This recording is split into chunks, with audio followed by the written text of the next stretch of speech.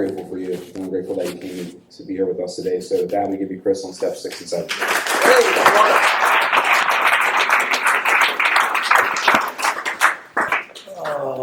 Chris, alcoholic.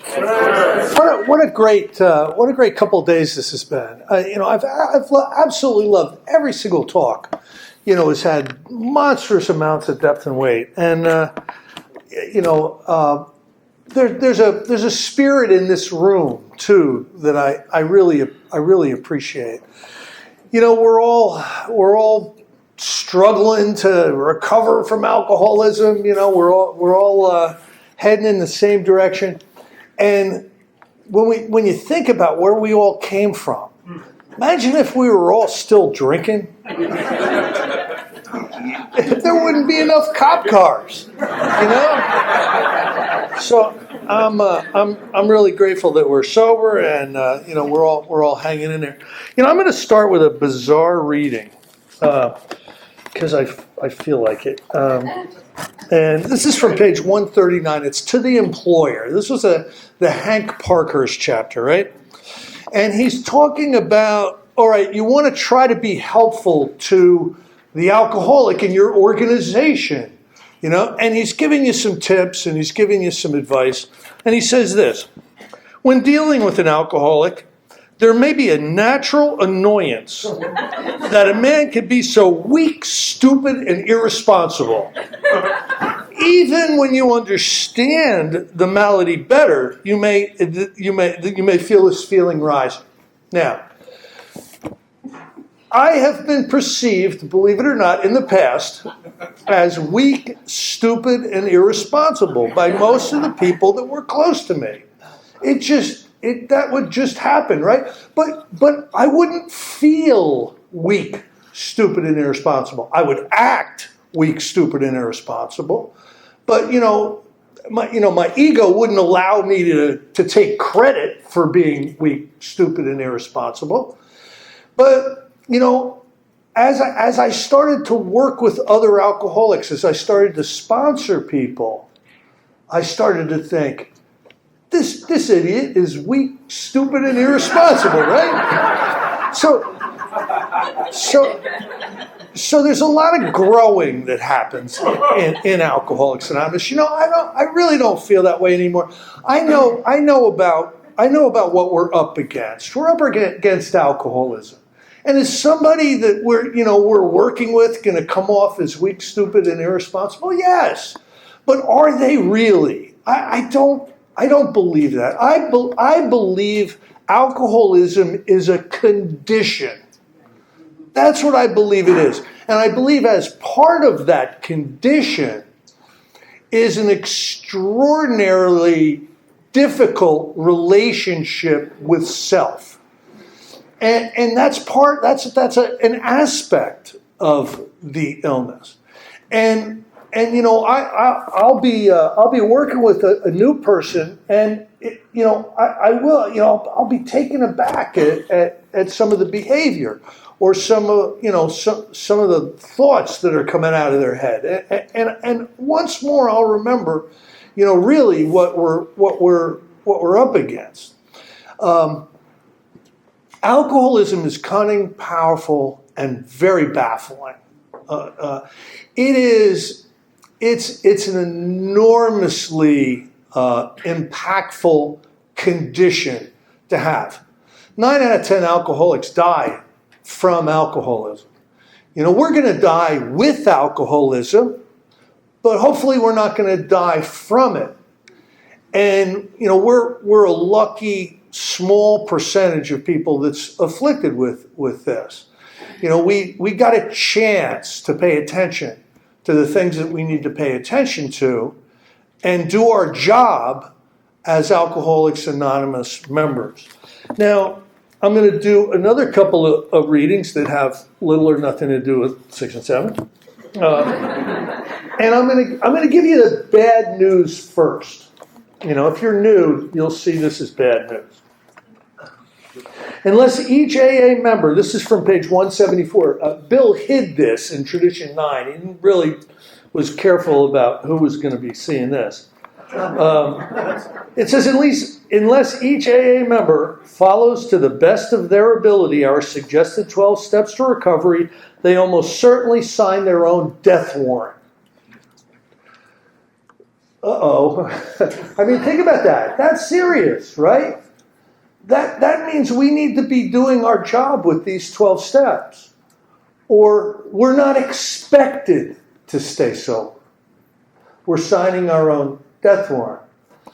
And then it says, this is my favorite part, it says, their drunkenness and disillusion are not penalties inflicted by people in authority. They result from their personal disobedience to spiritual principles. I know in my heart, if I get drunk again, it's going to be directly related to my personal disobedience to spiritual principles. Don't you feel somewhere in your heart that that's true? You know, I want to say I got drunk because she left, but I got drunk when she showed up. I want to say I got drunk because I lost my job, but I got drunk when I got promoted.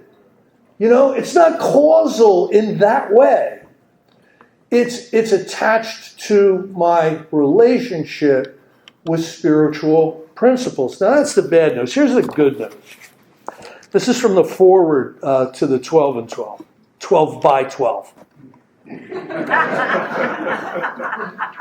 AA's 12 steps are a group of principles, spiritual in their nature, which, if practiced as a way of life, can expel the obsession to drink and enable the sufferer to become happily and usefully whole. It's my favorite paragraph in any of the literature. So let's unpack that a little bit. The 12 steps are a group of principles that are spiritual. These are spiritual principles. The 12-step exercises come from spiritual traditions that come from religious traditions, and they've been around a gazillion years. And that's what our principles are.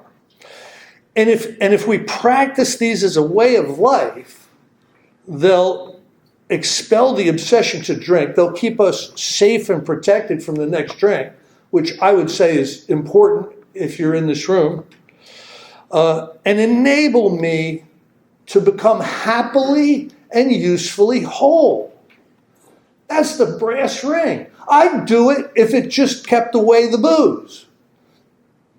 But it not only keeps away the booze, it enables me to become happily and usefully whole with a W. That's what I always wanted to be. Always wanted to be happy. You know, I feel like crap. I'm going to buy a gallon of vodka. You know, that'll make me happy. I always wanted to be happy. Useful. I'm going to get some cocaine, and then I'm going to go to work, and I'll work twice as hard. Always wanted to be useful. But I was operating from self, which is really that's the wrong platform to be coming from. If I practice these 12 steps as a way of life, I'll be happily and usefully whole, and the alcohol problem will be removed. I believe I've been released from alcohol. I don't believe I quit. I believe I was released. And the things that I do in Alcoholics Anonymous and the spiritual principles that I engage in very imperfectly and try to practice, that's an expression of my gratitude from the release. I don't do these things to stay sober. I'm sober. I've been released. I do these things out of an expression of gratitude. I've been reconnected to you. I've been reconnected to God. And I'm happy. And I'm useful. And I feel whole. Before I even started drinking, and when I was drinking, I didn't feel whole. There was something drastic that was missing. Sometimes I couldn't even describe what was missing and what I didn't have and what felt empty in me. But I wasn't whole. Today, I'm whole. I don't need a lot. I'm pretty cool just motoring through life, and that leads me. I want to start on a paragraph the paragraph before the big book moves us into steps 6 and 7, because I see this today as a true contemplative spiritual exercise that I missed the first half a dozen times I went through the steps. I missed this. I'm impatient. I want to get on with it. I want to check the box. And I missed this, and I think it's very, very important. And it's the returning home exercise, okay? Returning home, we find a place where we can be quiet for an hour, carefully reviewing what we have done. We thank God from the bottom of our heart that we know him better. When it says we thank God, we is us, Self is a condition. But when it says we, it means you. So that's a prayer directive. We're supposed to say that prayer. Taking this book down from our shelf, we turn to the page which contains the 12 steps. Carefully reading the first 5 proposals, we ask if we've omitted anything, for we're building an arch through which we shall walk free. Now I'm supposed to go into an hour's worth of quiet contemplation about the details of the first 5 steps. I'm supposed to go over them. I'm supposed to ask myself, is there anything I've left out? Is every single stone overturned? Have I done my job with this stuff? So how I do that is every time I go through the steps, I re-examine step 1. I re-examine step 1. If I put alcohol into my body right now, do I know what would happen? I know one thing that would happen. My body would want more alcohol. I look at the obsession of the mind. Am I able, using my own willpower, able to stay away from alcohol by deciding to? My whole life's experience it shows me that no, I can't. Deciding not to drink is a good thing, but it's not going to keep me from drinking. So I look at that. I look at the manageability of my life. What am I trying to manage? It's really funny. I've done inventory with 1 billion people. And I got to tell you, it's always work, it's always family, and it's always relationships that show up in the 4-step inventory. And that's always the stuff that we're trying to manage. So I look at it. Is my life truly only manageable by seeking direction and power from God? I need to look at that. Am I willing to believe that there's a power greater than myself that can restore me to sanity? I need to look at that, and today I can actually say, I'm not willing to believe. I know there's a power greater than myself. I may not know every aspect of that power. I may not be able to describe that power adequately to you, if you ask me what God is. But I know, because I've gotten experience with God. I've gotten experience with God doing for me what I could not do for myself. So I look at that step 2. And I also look over step 3 again. Did I make a decision to turn my will and my life over to the care of God? Did I make that decision? Did I mean it? Or was it just lip service? Was it just me doing the prayer? Or was it a real decision to move forward with this body of work? Was that really what my decision was? And then I look over the 4th step. Have I left out any resentments? Am I worried that if I put a resentment down, my sponsor's going to make me make amends to the son of a bitch? Have I left that one out? Oops. Am I really being honest with this inventory? Have I really shared everything?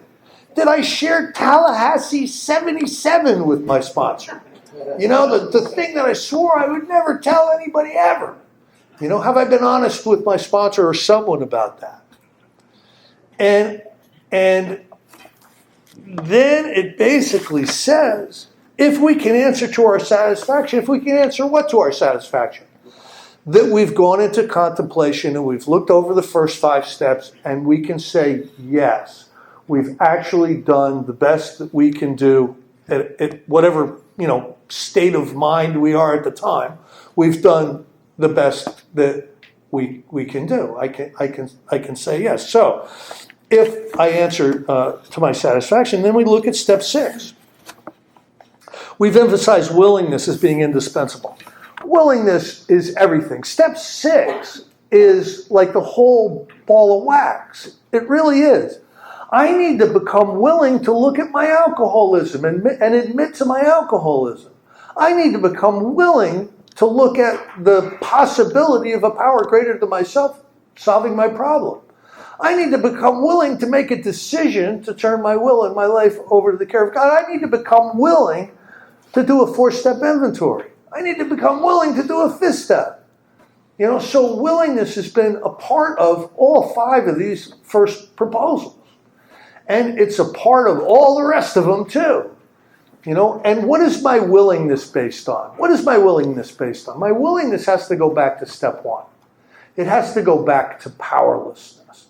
It has to go back to alcohol. Alcoholism is a progressively fatal illness. I've got to attach it back to that, for me to be willing.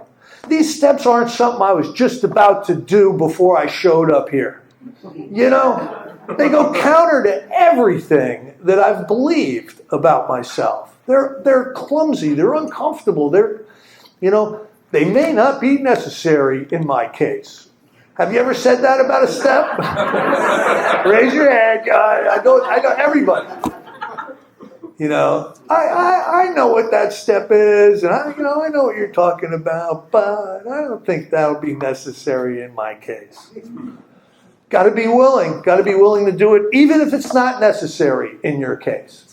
You know how you become an AA member in good standing in Alcoholics Anonymous? When your sponsor tells you to do something that's stupid and won't be necessary in your case, you do it. That's how you become an Alcoholics Anonymous member in good standing. Are we now ready to let God remove from us all the things that we've admitted are objectionable? Now, when I first looked at this step, right, I thought, this is kind of a cop-out. Just give it to God. Let God remove it. Don't I have to get character defects for dummies? Or something? Isn't there like a whole lot of work? That's gonna and I don't believe that. Then it goes, can he now take them all, every one? If we still cling to something we will not let go, we ask God to help us be willing. So I don't know about you, but there were some things I didn't want to let go of. Like if you want me to let go of lust, I may never get laid again if I do that. Hold on a minute. So there's some things that I have to, pray for the willingness. When ready, we say something like this. My Creator, I am now willing that you should have all of me, good and bad. I pray that you now remove from me every single defect of character which stands in the way of my usefulness to you and my fellows. Grant me strength as I go out from here to do your bidding. So looking really closely at this prayer, this isn't a prayer.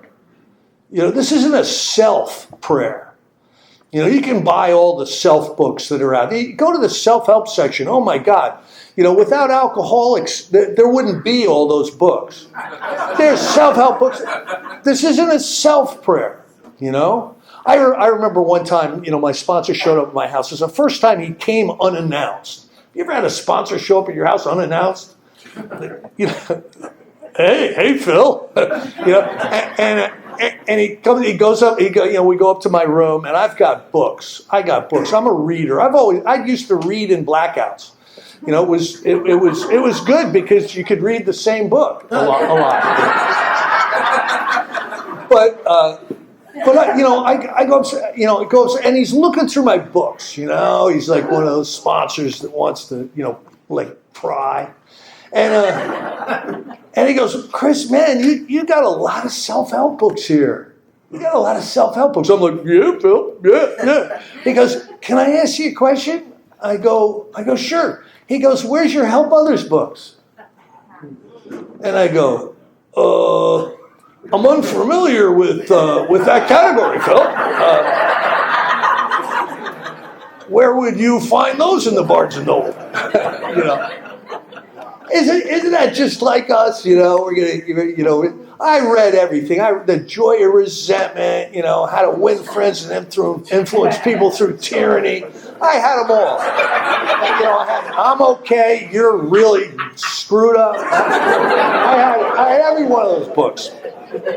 And you know what they would do? They would make me feel a little warm and fuzzy and kind of, comfortable for about 5 minutes until my selfishness bulldozed over any concepts that I gained intellectually. They were never of any help. So this prayer is about fitting me to be useful. Here's the thing. I truly believe this today. I believe that these steps and the spiritual awakening that's resultant from these steps does not make me a perfect person.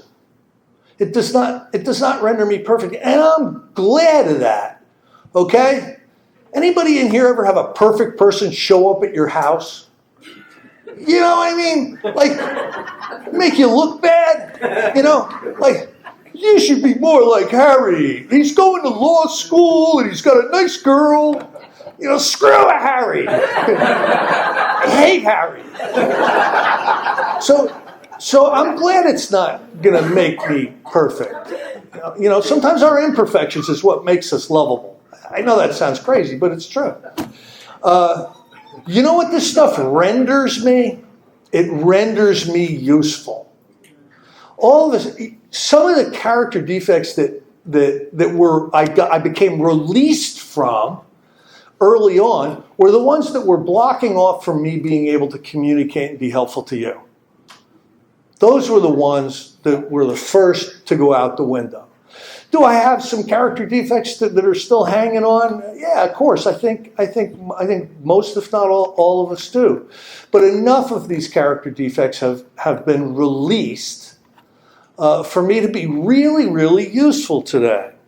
And the thing about going to God with this, listen to this. It says this: grant me strength as I go out from here to do your bidding. Amen. We have then completed step 7, period. End of statement. We've completed step 7 by saying this prayer. I thought that was kind of an irresponsible thing too. Okay, well, I've just thrown it at God. God, here's all the crap. See you later. Isn't there like tons of stuff I need to do? Nope. And so I've given this to God. Why? Because there's nothing else. That's why. That's why there's nothing else. I can't change this stuff. I'm prey to misery and depression and self-centered fear and anxiety and, I'm prey to that stuff. Someone was talking about being prey to that stuff, right? If I could have done a better job, I would have. I believe this today. That I'm not responsible for all this stuff, but I must be accountable for it. If I'm driven by alcoholism, if I'm driven from self-will, if I'm powerless over alcohol, what else could I have done but what I did? But I need to be accountable. And it starts right after it says we've then completed step 7. It starts to move us into the accountability that I feel is the real change agent for us as going concerns. I really do. It's a crazy thing. I've heard some examples. I'm going to share them with you now. They're not mine, but how how we steal in Alcoholics Anonymous. It's not really stealing, we're borrowing. So I borrowed a couple of things. And one of the things I borrowed is this. All right, let's say you're really serious about this character defect stuff. You want to be useful. You want these character defects to be removed. Here's what I would like you to do. I would like you to go to 10 of the people that know you the best. 10 of the people that really know you the best. Family, close friends, bosses. And I want you to go to them and hand them a notebook and a pen and say, I'm involved in a spiritual program and it's life or death. This really, really is really important. And for you to be really, really honest with me is going to be really important to whether I survive this thing I'm going through. I would like you to list out every single character defect that you see showing up in me.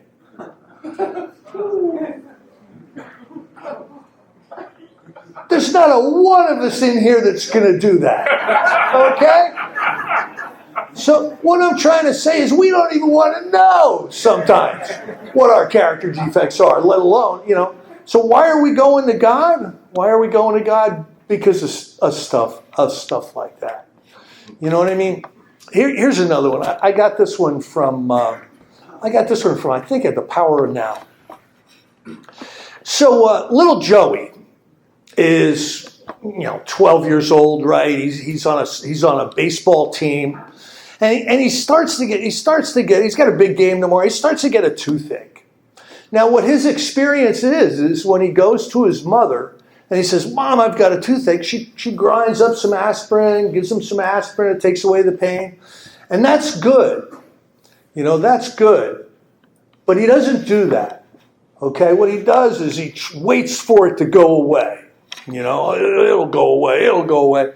And as the day and the night progresses, it starts to get worse. And he goes to bed just hoping finally he wakes up in the middle of the night, he can't take it anymore. He goes into his mother and he goes, "Mom, I got a toothache." And she grinds up the aspirin, she gives it to him, and he's able to go back to bed. Why did he wait?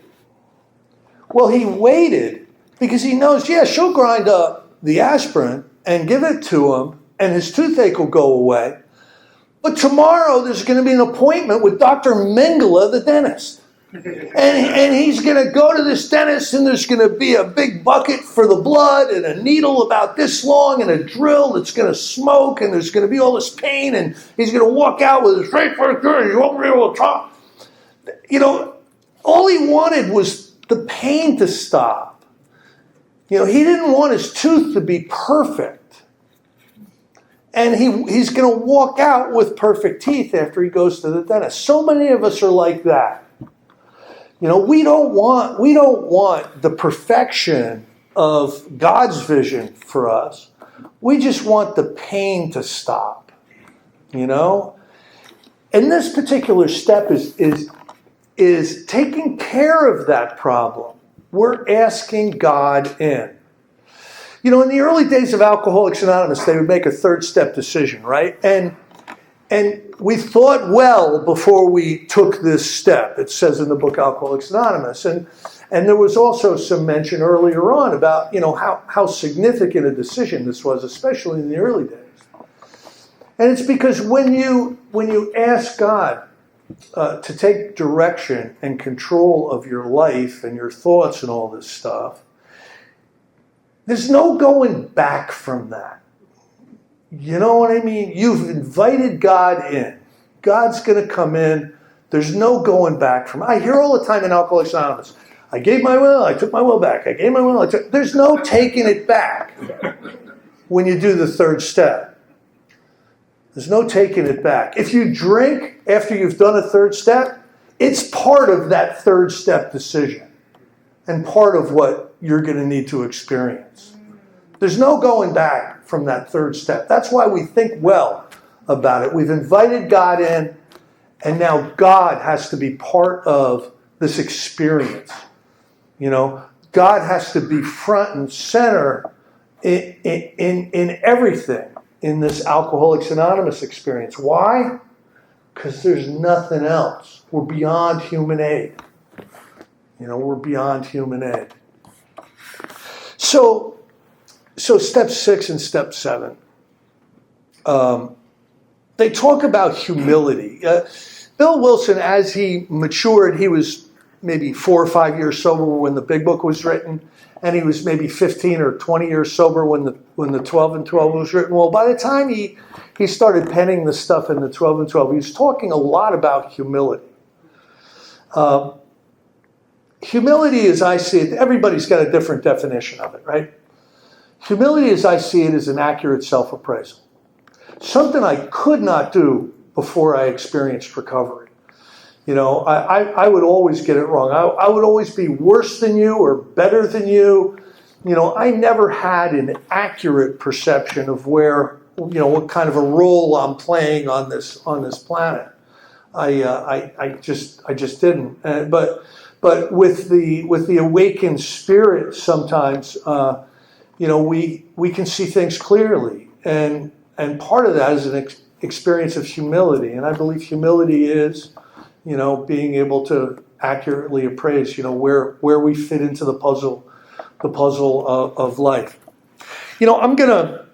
I had a guy who was very important to me. I know he's very important to Peter and a lot of us in here. His name was Mark Houston, and in some of his workshops, he would use this book when he got to step 6 and step 7.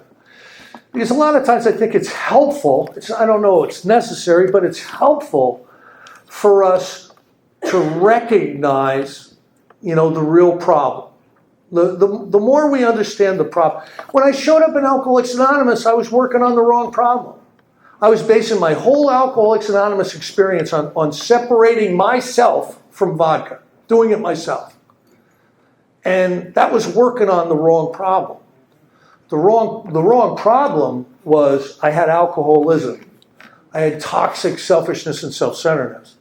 And I'm working an AA program based on separation from alcohol. So if you work on the wrong problem, sometimes, it's not good. So I'll tell you a little bit about this book. St. Augustine, he lived, I think, in the 400s. So that would be, 1,600 years ago, Jack? You know the math? A long time ago. He's an old geezer by now. And what he was one of the desert fathers. There was these mystics back in the day.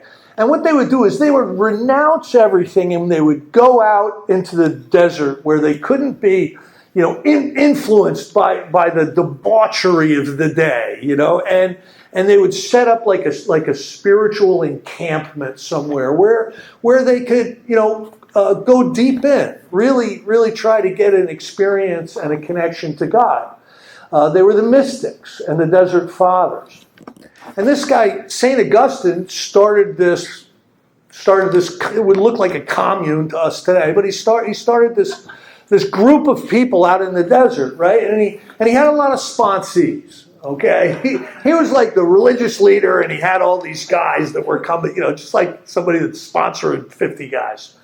And they were misbehaving.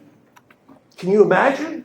They were causing trouble. Anybody in here sponsor 10 or more people? You know exactly what I'm talking about. There's like mass misbehavior.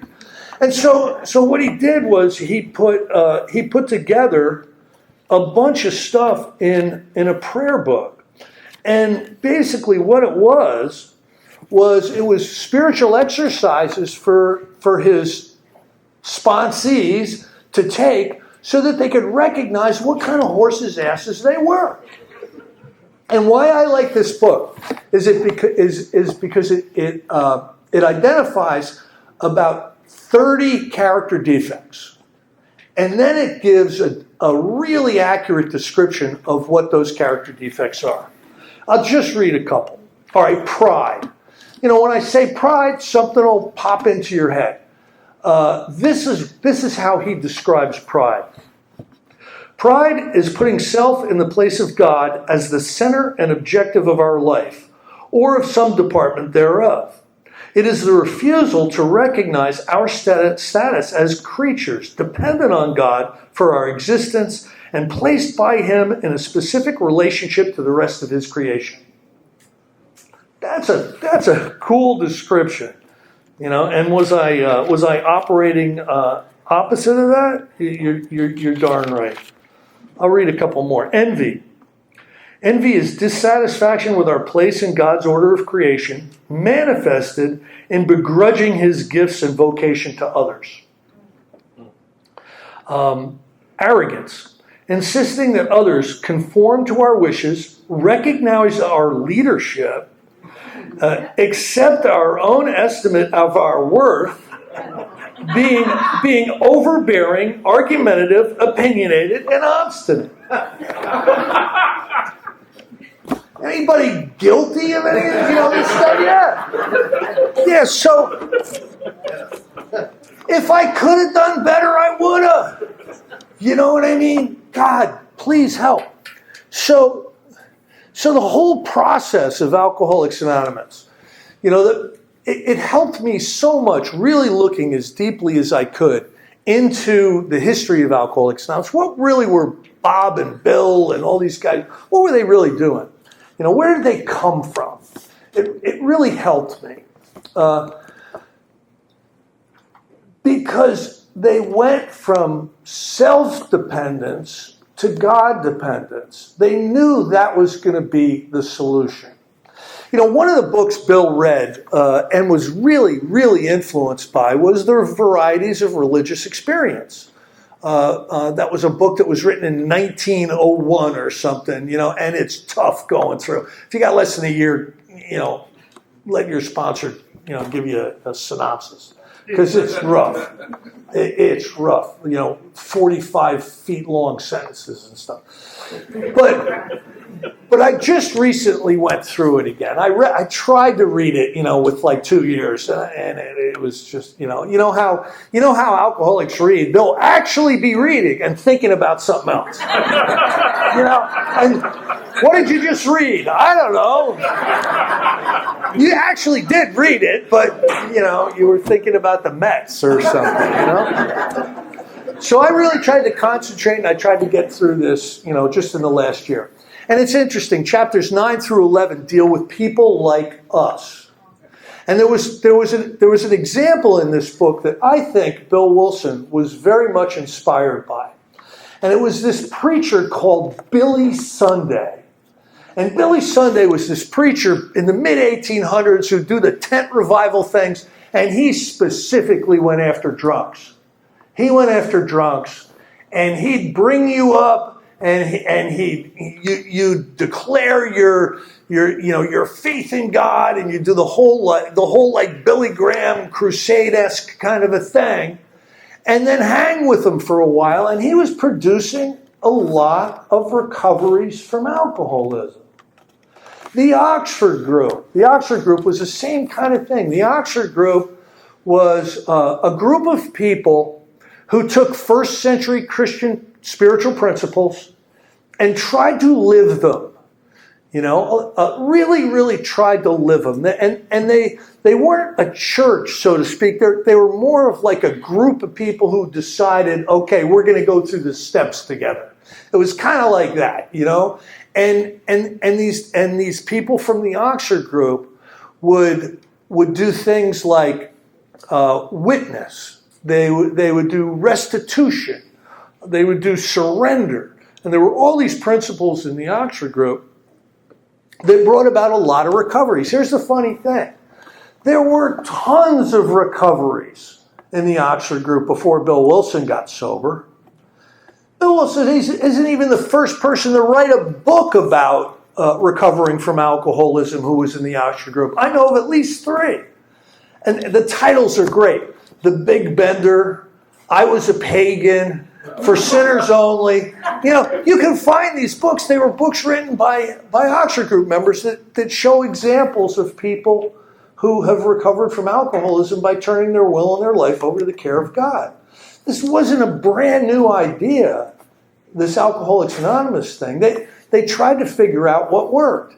There were psychological ways, non-religious psychological ways that were being practiced back then. There's a great book. It's called The Common Sense of Drinking. And it would be like rational recovery is today or something, right? Not a lot of God in it, just the common sense of drinking. It's dumb to drink, okay? The common sense of drinking. You know anybody that's gotten sober off of that book? Why are we going to God? Because there's nothing else. There really, really is nothing else. I don't have anything more I can share on step 6 and 7 without just starting to blither. So, you know what I'm going to do? I'm going to cut this off, and I want to thank everybody for being here. This has really been a fun weekend for me.